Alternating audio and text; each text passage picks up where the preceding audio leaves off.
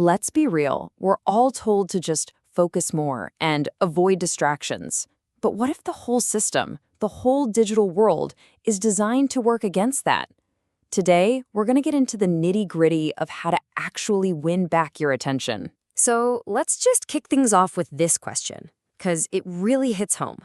When did you sign up to be available 24/7? Think about it. For most of us, there was no conscious decision.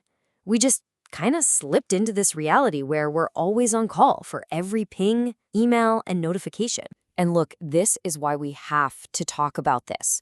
What feels like just a personal bad habit, maybe a lack of willpower, well, it's now officially recognized as a medical condition.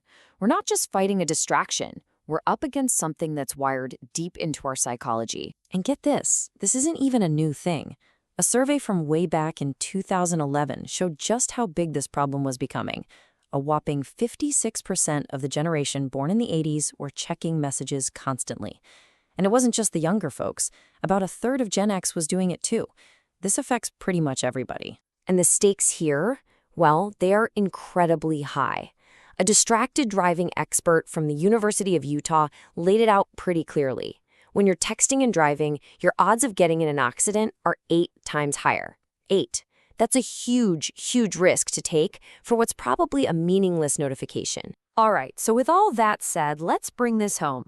Let's make it personal. It's time for a little digital checkup. We're just going to go through a few signs that maybe, just maybe, our relationship with our devices has gotten a little too close. You know that feeling? You swear you felt your phone buzz in your pocket? You pull it out and nothing. That's called phantom ringing. It's a wild little sign of how our brains are literally rewired to anticipate that next digital hit. It's our nervous system getting a false alarm. Or how about this one? Do you find yourself just carrying your phone like it's become a permanent extension of your hand? You might feel kind of naked without it.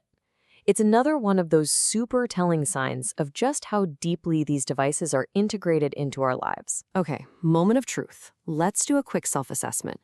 Do you ever go online for 5 minutes and an hour later you're still there? Has your work started to slip? Do you ever, downplay how much time you're actually spending online? Or get cranky when you can't connect? If you're nodding along, that's a huge sign it's time to take some of that control back. But hey, don't panic. The good news is, just realizing this is half the battle.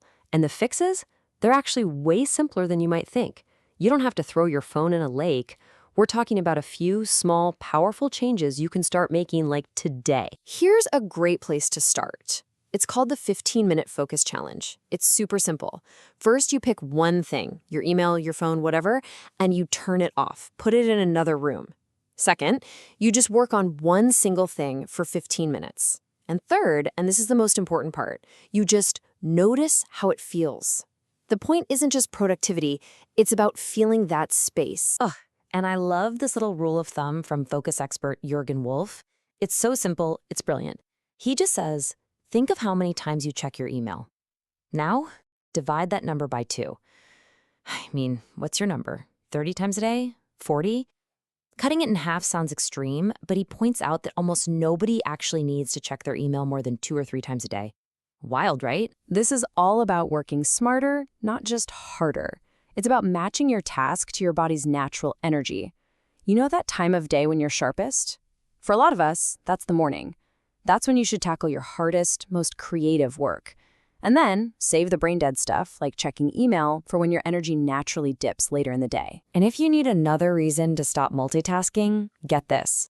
Every single time you switch tasks, like jumping from a report to check a quick text, your productivity can drop by as much as 40%. 40, that's because it takes real time and energy for your brain to disengage and then re-engage. Those quick checks are costing you a fortune in focus. So at the end of the day, this isn't about technology being evil. It really all comes down to a choice about how you want to live and how you want to work. It's a choice between 2 totally different states of being. And that choice creates a pretty stark contrast. On one side, you've got the distracted person. They're only half listening in conversations, they make little mistakes all the time, they complain about a bad memory, and everything takes forever. But on the other side, You have the focused person. They come up with creative ideas, they remember the details, they're efficient, and they actually leave work on time. And listen, this isn't about being born one way or the other. It's a skill you build by choosing to manage the noise. So this is what it all boils down to. Look, we all have to be connected. That's just modern life.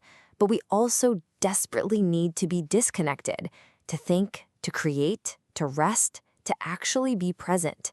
The real question isn't whether to use technology, but how to master the art of switching between these two modes. So which one will you choose to truly live in, even if it's just for a few more minutes each day?